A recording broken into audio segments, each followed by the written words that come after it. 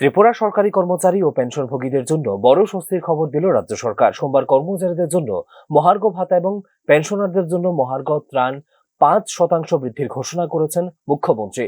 ত্রিপুরা বিধানসভার বাজেট অধিবেশনের দ্বিতীয় দিনে অর্থমন্ত্রীর বাজেট বক্তৃতা শেষে এই ঘোষণা করেন মুখ্যমন্ত্রী ডাক্তার মানিক সাহা। রাজ্য সরকারের ফিনান্সিয়াল কনস্ট্যান্ট আছে, তবুও আমি রাজ্যের কর্মচারী এবং পেনশনারদের সাথে ৫% ডিআর ঘোষণা করছি।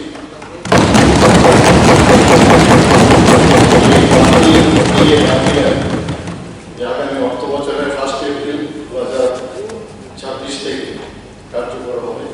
রাজ্যের আর্থিক সীমাবদ্ধতা থাকা সত্ত্বেও সরকারি কর্মচারী ও পেনশনভোগীদের কল্যাণের বিষয়টি সরকার সর্বোচ্চ গুরুত্ব দিয়ে বিবেচনা করেছে। সরকার সেই কারণে তাদের আর্থিক স্বস্তি দিতে ৫% ডিএ এবং ডিআর বৃদ্ধির সিদ্ধান্ত নেওয়া হয়েছে বলে জানিয়েছেন মুখ্যমন্ত্রী ডাক্তার মানিক সাহা।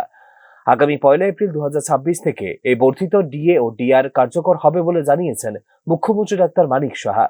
এই সিদ্ধান্তের ফলে রাজ্যের প্রায় ১,২০,০০০ সরকারি কর্মচারী এবং ৮১,০১৯ জন পেনশনভোগী ও পারিবারিক পেনশনভোগী সরাসরি উপকৃত হবেন বলে জানিয়েছেন মুখ্যমন্ত্রী।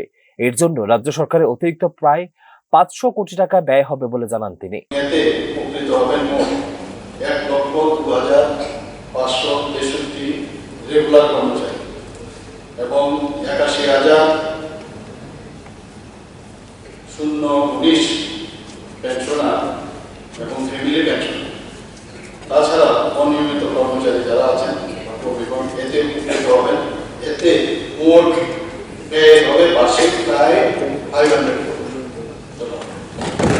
এতদিন ৩৩% হারে মহার্ঘ ভাতা পাচ্ছিলেন ত্রিপুরা সরকারের কর্মচারীরা। নতুন ঘোষণার ফলে তা বেড়ে দাঁড়াবে ৩৮%। ফলে উল্লেখ করা যেতে পারে এর আগে ২০২৫ সালে সেপ্টেম্বর মাসে ৩% ডিএ বৃদ্ধি করেছিল রাজ্য সরকার। তবে কেন্দ্র ও রাজ্যের ডিএর মধ্যে উল্লেখযোগ্য ব্যবধান রয়ে গেছে এখনো। বর্তমানে কেন্দ্রীয় সরকারের কর্মচারীরা ৫৫% হারে মহার্ঘ ভাতা পাচ্ছেন।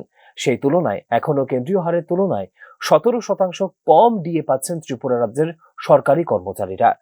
এদিকে মুখ্যমন্ত্রীর এই ঘোষণাকে স্বাগত জানিয়েছেন কর্মচারী ও পেনশনভোগীরা। Bureau report, news now.